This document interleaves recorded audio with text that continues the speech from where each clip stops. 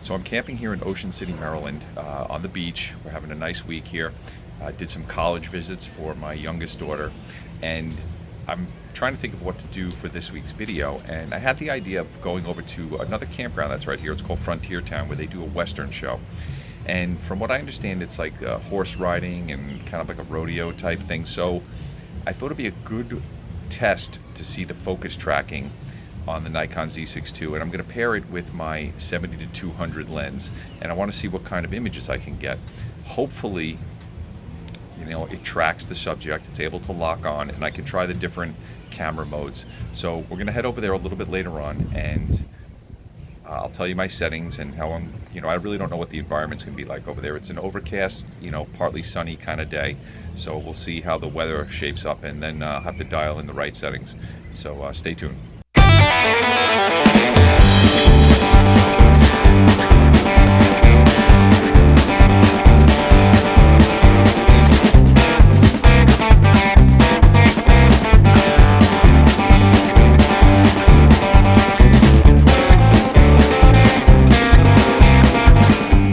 So we're walking into Frontier Town.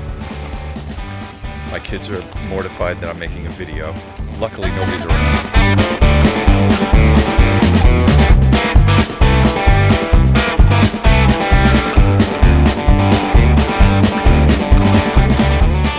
Frontier Town, and I'm going to shoot. They have a rodeo here, so I'm going to try to put the camera in manual mode. I want a shutter speed of about 1/1000th of a second, so I get all the action. And I'm going to put the camera in manual, f2.8, because I want to get some depth of field in the shot, but I'm going to use auto ISO because I don't want to have to think about that. And the ISO should bounce around if the light changes, so that's the plan. We're going to see how it goes, and I'm going to try to see how the autofocus systems do. I'm going to try them out in different modes, and then I'll tell you afterwards how it went.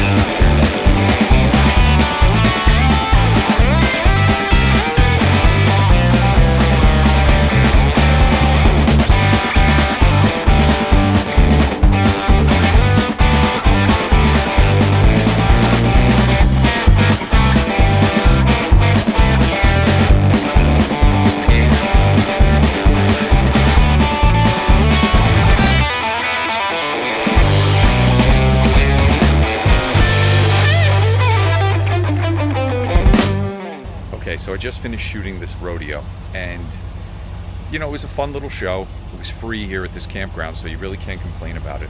I started out in subject tracking mode, and what was happening is it would lock onto the subject and it would track it a little bit, but then it would sometimes fall off. But it worked pretty well, and this is a setting I would use if I was tracking something that was moving slow. When things started to move a little faster, it would kind of fall behind, and it didn't do as well.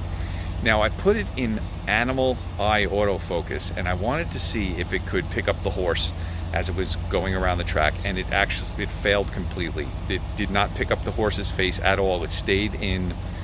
When you're using these face tracking modes, when it's not tracking a face, it just uses like its general like autofocus, where the boxes just kind of pick up what it thinks you want to take a picture of.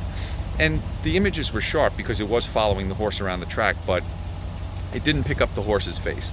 And I tried to zoom in close. The images are okay, I think.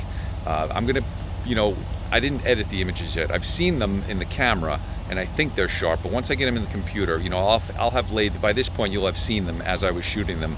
But I'm very curious to see how they turn out. You guys have already seen them. The eye autofocus for the animals I didn't love.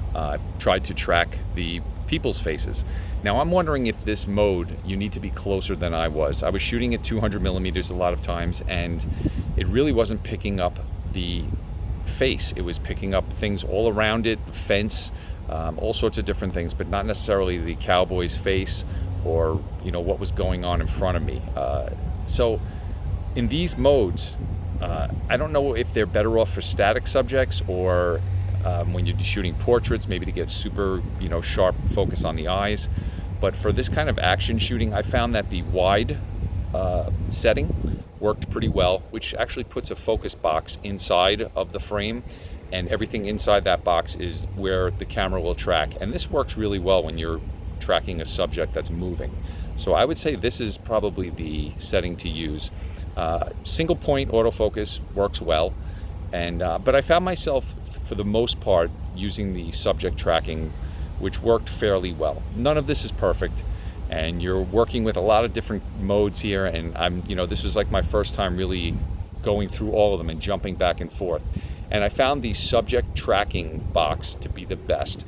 Now that is, you put the camera in face detect, and I have it set on my camera where one of my function buttons right next to the lens will activate it.